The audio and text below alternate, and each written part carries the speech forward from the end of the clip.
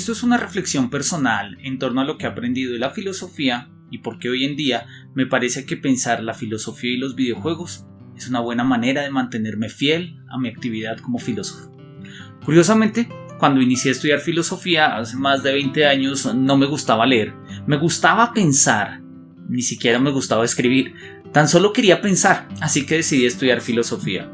Nadie en mi familia logró imaginar qué iba a estudiar, pues durante mi niñez y adolescencia mi pasión eran los videojuegos. Así que cuando dije que quería estudiar filosofía fue una sorpresa. Curiosamente, mi familia aceptaba mejor la idea de que me iba a volver un monje ermitaño antes que un filósofo. Con el tiempo me he dado cuenta que hay mucho de ermitaño en el ejercicio de la filosofía. Una vez en la universidad leí a los filósofos y amé a los estoicos. Me sentí iluminado por Boecio y comprendí a Santo Tomás hasta sus raíces, pues estudié en una universidad de dominicos. Conocí a Kierkegaard e hice de su libro Temor y Temblor mi libro de cabecera. No obstante, me apasionó tanto su pensamiento, y todavía me encanta leerlo, que no quise aburrirme de él, así que decidí escribir mi tesis de pregrado sobre Dilthey. Es decir, para no aburrirme de Kierkegaard, decidí estudiar a Dilthey. Nadie en la universidad quería dirigir un proyecto sobre Dilthey, así que tuve que ser creativo. Al tratarse de una licenciatura, podía diseñar una estrategia pedagógica inspirada en su obra, así que hice un CD-ROM multimedia para enseñar la filosofía moderna. En sentido estricto, escribí una pequeña historia de la filosofía moderna y ello me puso en conexión con los grandes pensadores del racionalismo y del empirismo. En aquel entonces, pasaba los ratos libres de la tesis jugando Yu-Gi-Oh! Y jugando Diablo 2. En ese momento pensé que eran meros pasatiempos de mis momentos de escritura de la tesis, pero ya Dilthey me estaba enseñando que era algo distinto. Cuando inicié la maestría en filosofía, tenía claro que volvería a trabajar sobre la obra de Dilthey. Curiosamente, cuando presenté mi propuesta, quien fuera mi director me preguntó: ¿y por qué leer a Dilthey hoy en vez de Heidegger? Me pareció que se trataba de una pregunta retórica, pero él hablaba en serio. Descubrí que yo era el único que tenía interés por la obra de este pensador alemán, así que me mantuve firme en el propósito. Era una forma de fidelidad a mi pensamiento. Así, durante la tesis, escribí acerca de la historia como límite en Dilthey, y en medio de las crisis y reflexiones que ello suscitó, en un día de desespero, desocupé el escritorio y realicé un rompecabezas de la escuela de Atenas. Dilthey mismo tiene un texto en el que describe un sueño de cómo la escuela de Atenas cobra vida y el movimiento de los filósofos en ella explica las tensiones de su propia filosofía. Dilthey entendía de interacción en filosofía. Duré haciéndolo 3 semanas. A veces mi hermano y mi madre ponían alguna que otra ficha. No me había dado cuenta de la importancia de hacer rompecabezas para pensar. Una vez terminado, me compré el primer computador y escribí mi tesis de maestría. Y ya con un computador nuevo pude ponerme al día con los juegos de generaciones pasadas que no había jugado. Me consagré a Prince of Persia y del mismo modo que pensaba mientras hacía el rompecabezas, pensaba mientras jugaba. Obtuve tan buenas ideas de esta práctica que incluso el epígrafe de la tesis de maestría es una frase de The Sands of Time. Quizás fue tomada como una excentricidad por parte de mis profesores, pero era la primera vez que incluía un videojuego en un trabajo formal en filosofía. Con el título de Magíster en Filosofía pude trabajar de lleno en algunas universidades. La docencia de distintas universidades en Bogotá me permitió acercarme a nuevas ideas y a nuevos juegos, acompañado muchas veces por mis propios estudiantes. Las clases eran divertidas y pude encontrar un vínculo para hablar de la filosofía a través de los videojuegos, de las series, de los cómics y de superhéroes. Las clases iban bien, pero como el ansia de futuro reside en el corazón humano, quise hacer un doctorado, así que empecé de nuevo un proyecto. Nuevamente iba a ser sobre Dilthey, pues ya había cultivado una cierta fidelidad filosófica con mis propios problemas. Pero como la vida no me resultaba lo suficientemente difícil, quería estudiar en Alemania. Me presenté 7 veces a diferentes becas y tras iniciar el doctorado en Colombia, en mi 8º intento, recibí una beca para estudiar en la Ruhr-Universität, en donde se encuentra el Centro de Investigaciones en Dilthey. Fue la primera vez en mi vida que podía estudiar a Dilthey en un lugar donde estudiaban a Dilthey. En cierto sentido, fue el cumplimiento de mis sueños académicos bajo la tutela y la amistad del profesor Günther Scholz. Viví en Alemania por 3 años y aprendí el idioma. Visité la Gamescom en la ciudad de Köln. Visitaba regularmente Saturn y MediaMarkt y miraba las novedades de los juegos. Miraba los clásicos que solo vendían en Europa y aproveché algunas promociones.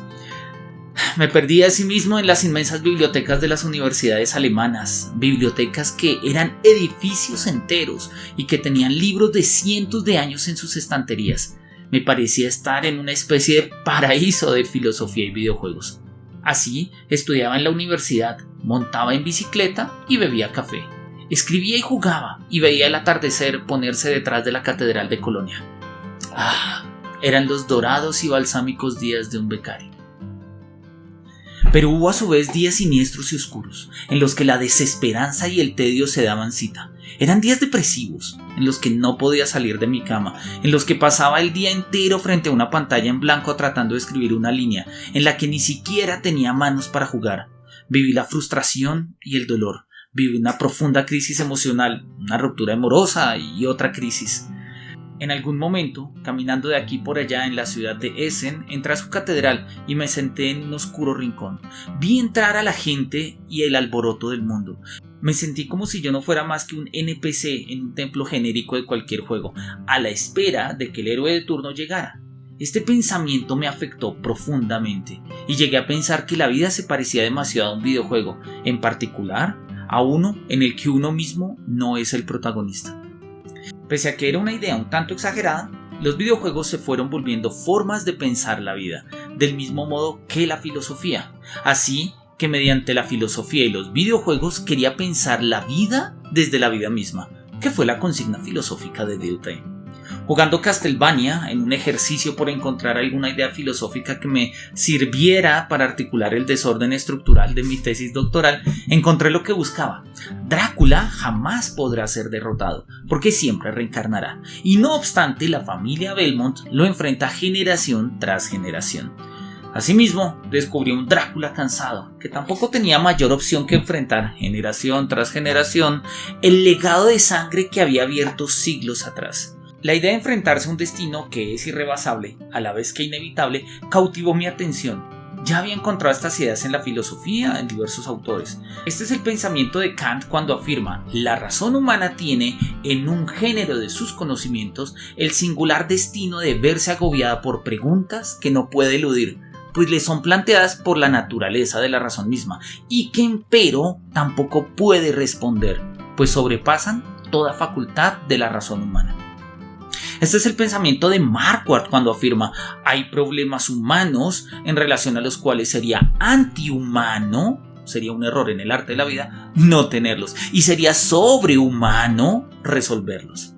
Dilthey tiene un pensamiento similar.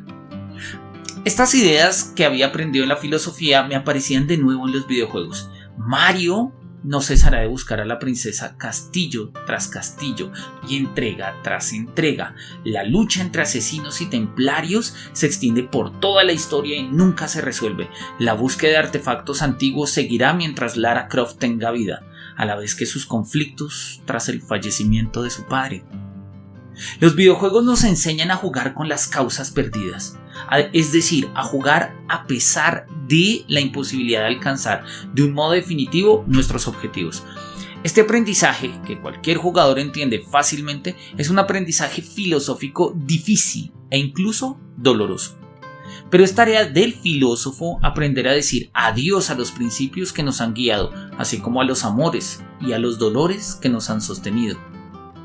La fidelidad a las causas perdidas significa la aceptación del mundo de la vida humano en el que acontece la vida y la muerte, y aquella queda descrita como actitud elemental de las estrategias de alivio y cuidado. Pese a todo, la filosofía como tal resulta una tarea irresoluble, y no obstante, hay quienes insisten en doctorarse en ella. Estas fueron las líneas finales de mi tesis doctoral, y con ellas me consagré como filósofo. No obstante, mi vida no terminó allí, frente a la Catedral de Colonia en un atardecer, una vez que había terminado mi tesis.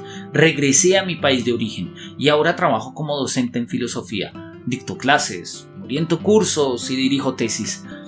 Mas una profunda fidelidad por las causas perdidas palpita dentro de mí, de modo que me tomo el tiempo para jugar y para pensar. Dos actividades que jamás lograrán absolutamente con su cometido, pero que nos resultan necesarias en el horizonte de una vida humana. La relación entre filosofía y videojuegos se me antoja de esta manera como un camino filosófico apto para quienes hemos aprendido a decir adiós, a despedirnos de nuestras historias y de nuestros personajes, a quienes hemos aprendido a decir adiós a los principios, a la vez que hemos aprendido a decir adiós a expectativas desbordantes de sentido. La relación entre filosofía y videojuegos es intramundana. No nos dice nada más allá de nosotros mismos, no nos habla más allá de nuestros mundos en los que experimentamos los sentidos. Incluso la filosofía y los videojuegos que nos hablan de sus dioses y demonios lo hacen dentro de nuestro mundo. Esta misma relación entre filosofía y videojuegos es de cuidado, porque nos habla de los sentidos con que hemos dotado nuestra experiencia y el mundo en que vivimos. No importa que sea un mundo de cosas o un mundo virtual, nuestras experiencias se cuidan a partir de estos mundos llenos de significado por medio de los que compensamos la precariedad de nuestro mundo real. Y esta relación entre filosofía y videojuegos es una fidelidad a las causas perdidas, porque sabemos que lo importante no es tanto el logro o el resultado, sino lo que pensamos y lo que jugamos en el camino. Marquardt, un filósofo experto en fracasos, lo decía en estos términos: la vida que nos ha tocado es demasiado pesada para nosotros, y cita a Fontane: sin andamios no es posible. Por cierto, no es forzoso que el asunto funcione con estas ayudas artificiales. Corresponde decir entonces que no es posible vivir sin compensaciones, pero es dudoso que funcione con compensaciones. Esto es un aprendizaje que he logrado a través de la filosofía y de los videojuegos. La pregunta que nos resta en este Día Mundial de la Filosofía es: ¿qué has aprendido tú de ella? Gracias por ver el video, y si quieres apoyar nuestro trabajo, puedes invitarnos un café en el link que hay en la descripción. Ojalá algún día podamos compartir este café para hablar de aquello que hemos jugado y de lo que hemos pensado. Que los cielos nos miren con su beneplácito.